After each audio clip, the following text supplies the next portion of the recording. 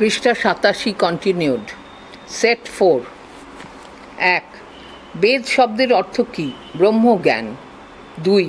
বেদ কয়টি? 4টি। 3.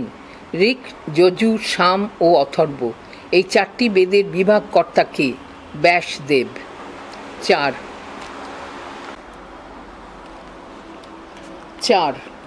ব্যাসদেবের অপর নাম কি? বেদব্যাস। 5. কাকে বেদান্ত বলা হয়? উপনিষদকে। 6. উপনিষদ শব্দটির অর্থ কি? ব্রহ্ম জ্ঞানের জন্য গুরুর সামনে নিবিষ্ট চিত্তে বসা। 7. মন্ত্র, ব্রাহ্মণ, আরণ্যক ও উপনিষদ এগুলি কার অংশ? বেদের। 8. বেদের মন্ত্র ও ব্রাহ্মণ অংশকে কি বলা হয়? ধর্মকাণ্ড। 9. মীমাংসা সূত্রের প্রধান ভাষ্যকার হলেন শবর স্বামী। 10. প্রভাকর মিশ্র, কুমারীশ ভট্ট এবং মুরারি মিশ্র এরা হলেন মীমাংসা দর্শনের ভাষ্যকার। 11. শেষ স্বর সাংখ্য বলা হয় যোগ দর্শনকে। 12.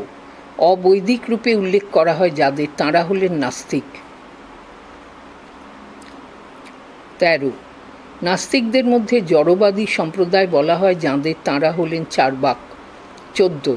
আস্তিক কাদের বলা হয়? বেদের প্রামাণ্যে বিশ্বাসীদের। 15. নির্ভরযোগ্য ব্যক্তিকে বলা হয় আপ্ত। 16. আগম অর্থে বোঝানো হয় শব্দকে। 17. অর্থের আপত্তিতে যে জ্ঞান হয় তা হল অর্থাপত্তি। 18. আগম ও শব্দ হল সমার্থক, এরূপ বিষয়টি হল স্বতঃ মিথ্যা। 19. সর্বশাস্ত্র প্রদীপ স্বরূপ বলা হয় যে দর্শনকে ন্যায়। 20.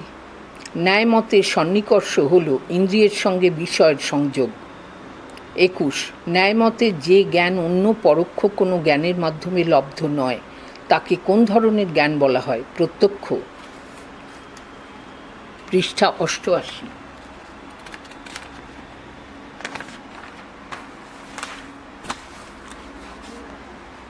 প্রশ্ন 22।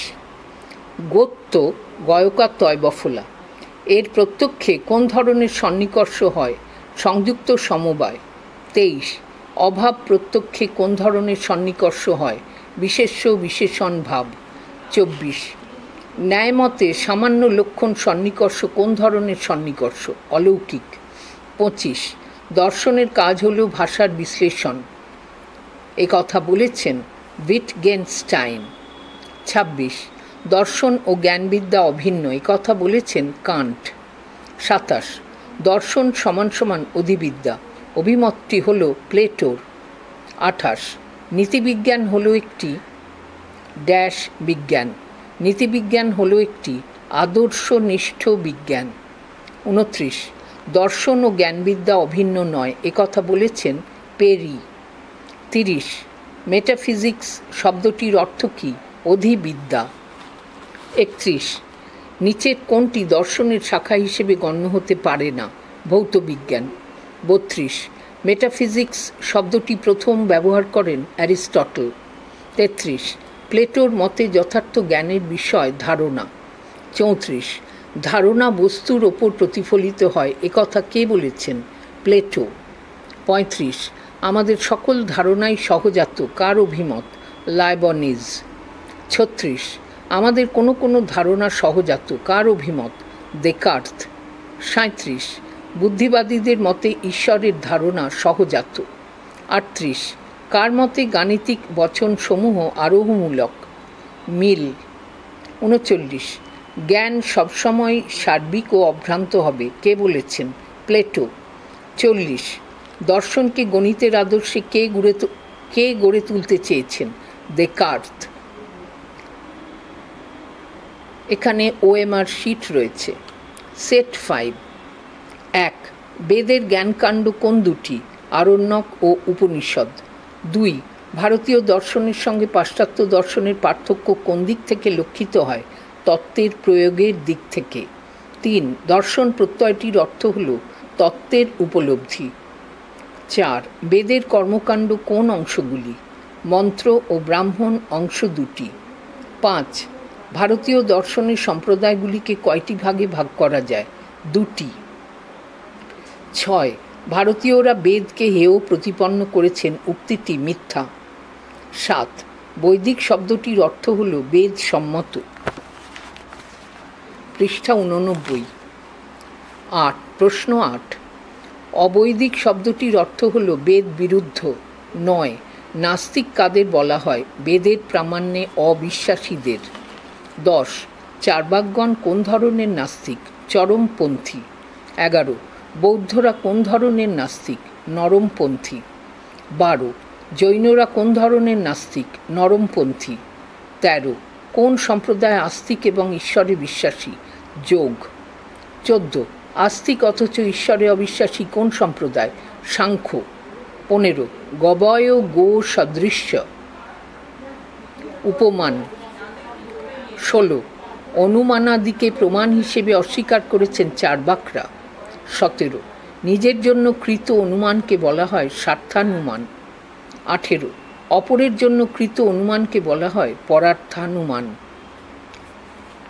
19, যোগজ ও জ্ঞান লক্ষণ কোন ধরনের সন্নিকর্ষ? অলৌকিক। 20, কর্ণ ইন্দ্রিয়ের সঙ্গে শব্দের সন্নিকর্ষকে কি বলা হয়? সমবায়।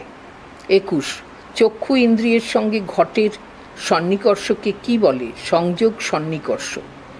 22, চক্ষু ইন্দ্রিয়ের সঙ্গে ঘট রূপের সন্নিকর্ষ কি? সংযুক্ত সমবায় সন্নিকর্ষ। 23, চক্ষু ইন্দ্রিয়ের সঙ্গে রূপত্বের সন্নিকর্ষ কি? সংযুক্ত সমবেত সমবায় সন্নিকর্ষ। 24, মহর্ষি গৌতমের অপর নাম কি? অক্ষপাদ। 25, এথিক্স শব্দটি কি শব্দ? গ্রিক শব্দ। 26, যুক্তিবিজ্ঞানের আলোচ্য বিষয় বৈধতা। 27, যৌক্তিক অভিজ্ঞতাবাদীদের মতে দর্শন হল ভাষার সমালোচনা। 28, জ্ঞানের ক্ষেত্রে অতীন্দ্রিয় জগৎ নিয়ে আলোচনা করে অধিবিদ্যা। 29, নীতিবিজ্ঞান হল সমাজে বসবাসকারী মানুষের আচরণ সম্বন্ধীয় আদর্শনিষ্ঠ বিজ্ঞান, বলেছেন এয়ার। 30, একজন আধুনিক যুক্তিবিদ হলেন রাসেল। 31, সমাজ দর্শনের আদর্শ হল সমাজের কল্যাণ। 32, পরমতত্ত্বের স্বরূপ ও তার সঙ্গে পদার্থ, মন, জীবন প্রভৃতির সম্বন্ধ নির্ণয় করে অধিবিদ্যা। 33, আমি চিন্তা করি অতএব আমি আছি অভিমতটি কার? দেকার্তের। 34, ষাট ধর্ম অস্তিত্বের পূর্বগামী, কার অভিমত? প্লেটো। 35, কার মতে সামান্যের জ্ঞান আগে হয়, তারপরে হয় বিশেষের জ্ঞান?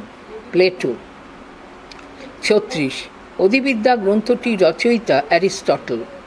37, অধিবিদ্যা গ্রন্থটির আদি নাম প্রথম দর্শন। 38, দেকার্তের মতে ধারণা 3 প্রকার। 39, বুদ্ধিতে এমন কিছুই নেই যা আগে ইন্দ্রিয়ানুভবে ছিল না, শুধু বুদ্ধি ছাড়া। কার উক্তি? লাইবনিজের। 40, কে দাবি করেন যে গণিতের জ্ঞান হল অবরোহমূলক? দেকার্ত।